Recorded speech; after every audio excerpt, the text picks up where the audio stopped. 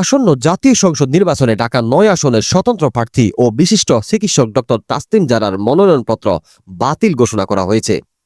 শনিবার যাচাই বাছাই শেষে রিটার্নিং কর্মকর্তা ও ঢাকা জেলা প্রশাসক রেজাউল করিম এই সিদ্ধান্ত জানান। তবে দমে না গিয়ে এই সিদ্ধান্তের বিরুদ্ধে নির্বাচন কমিশনে আপিল করার ঘোষণা দিয়েছেন ডাক্তার তাসলিম জারা।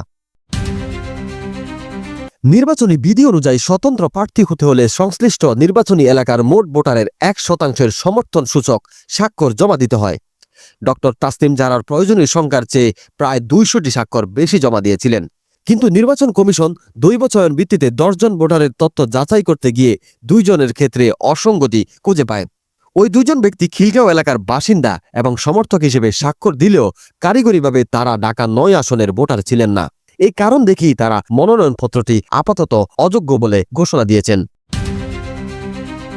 মনোনয়নপত্র বাতিলের পর তাৎক্ষণিক প্রতিক্রিয়া ডাক্তার তাসলিম জারা বলেন, আমরা প্রয়োজনের চেয়ে বেশি স্বাক্ষর জমা দিয়েছিলাম। 10 জনের মধ্যে 8 জনের তথ্য সঠিক পাওয়া গেছে, বাকি 2 জনের বিষয়ে প্রশ্ন তোলা হয়েছে। তারা খিলগাঁও এলাকারই বাসিন্দা। খিলগাঁও ঢাকা 9 আসনের অন্তর্গত হওয়ায় তারা স্বাভাবিকভাবেই নিজেদের এই আসনের ভোটার মনে করেছিলেন। সাধারণ ভোটারের পক্ষে নিখুঁতভাবে নিজেদের নির্বাচনী আসন যাচাই করার সহজ কোনো উপায় নির্বাচন কমিশন রাখেনি। তিনি আরও যোগ করেন, আমরা ইতিমধ্যে আপিল প্রক্রিয়া শুরু করেছি।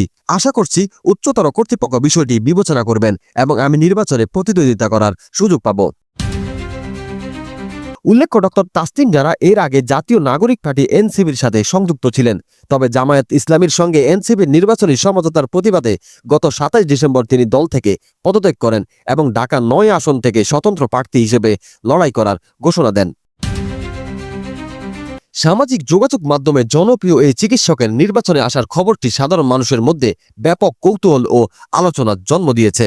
এখন দেখার বিষয় আপিল বিভাগের রায়ে ডক্টর তাসলিম জারা তার প্রার্থিতা ফিরে পান কিনা।